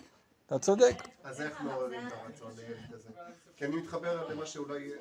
אז לכן צריך להבין מה זה. לפעמים חיבוק נכון. ומלאכת ההתעלמות נקרא לזה קצת, ולא כן. להיבהל, הילד, לא לעשות מזה איזשהו טררם גדול, וחיבוק, וגם להגיד לו, זה בסדר, במקום שאתה נמצא היום, ובוא נראה איך... לתת אפילו מינימום עזרה, אבל להגיד לבן אדם, אל תיבהל, אנחנו איתך, לפעמים זה העזרה הכי גדולה, לפעמים לא...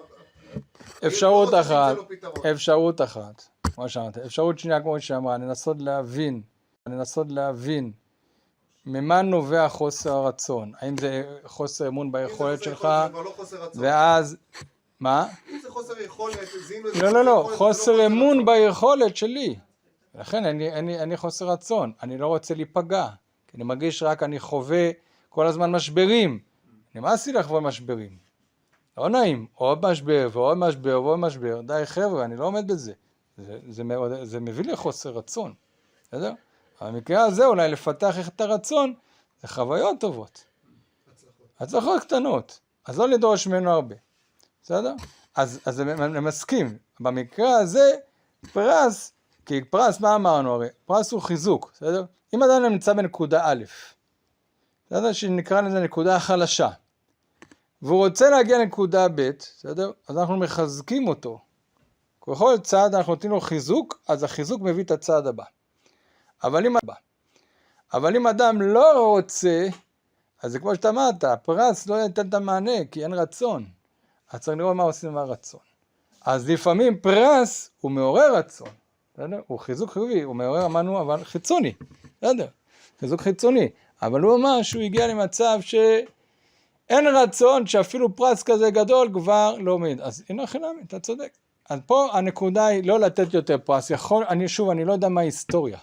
יכול להיות שהילד הזה גדל על כל הזמן על פרסים, שרק הפרס עלה ועלה ועלה ועלה, ואז שוב, אבל או שלא, או שבאמת, כמו שאמר, יש לו חוסר רצון כזה, חוסר אמון בעצמו וכו' וכו', אבל כאן זה לא יעזור. בסדר גם, נקבל. טוב, אז לא, בפעם הבאה בעזרת השם נדבר על העונש ועל העקרונות הכלליים קצת עוד קצת. טוב, יישר כוח. יישר כוח.